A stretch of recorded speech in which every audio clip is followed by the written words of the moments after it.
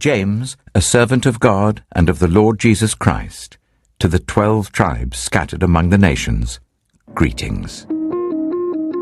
Consider it pure joy, my brothers and sisters, whenever you face trials of many kinds, because you know that the testing of your faith produces perseverance. Let perseverance finish its work, so that you may be mature and complete, not lacking anything. If any of you lacks wisdom, you should ask God, who gives generously to all, without finding fault, and it will be given to you. But when you ask, you must believe and not doubt, because the one who doubts is like a wave of the sea, blown and tossed by the wind.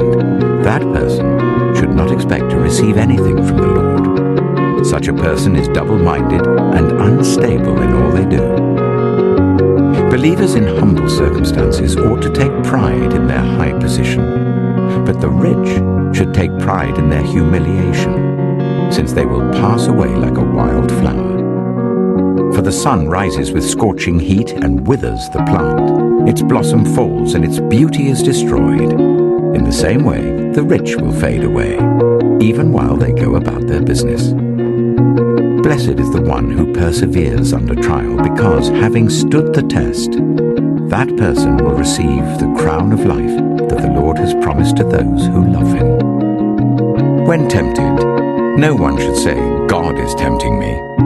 For God cannot be tempted by evil, nor does he tempt anyone. But each person is tempted when they are dragged away by their own evil desire and enticed. Then, after desire has conceived, it gives birth to sin, and sin, when it is full-grown, gives birth to death. Don't be deceived, my dear brothers and sisters.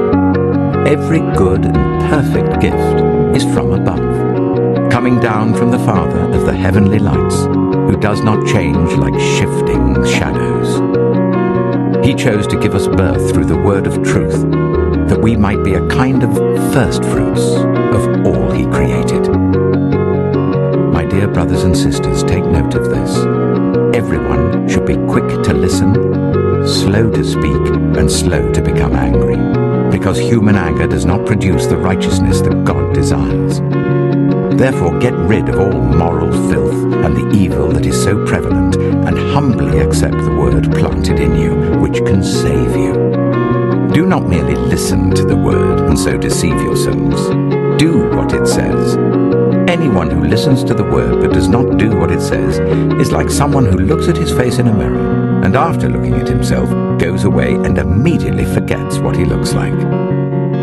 But whoever looks intently into the perfect law that gives freedom and continues in it, not forgetting what they have heard, but doing it, they will be blessed in what they do. Those who consider themselves religious, and yet do not keep a tight rein on their tongues, deceive themselves, and their religion is worthless. Religion that God our Father accepts as pure and faultless is this: to look after orphans and widows in their distress, and to keep oneself from being polluted by the world.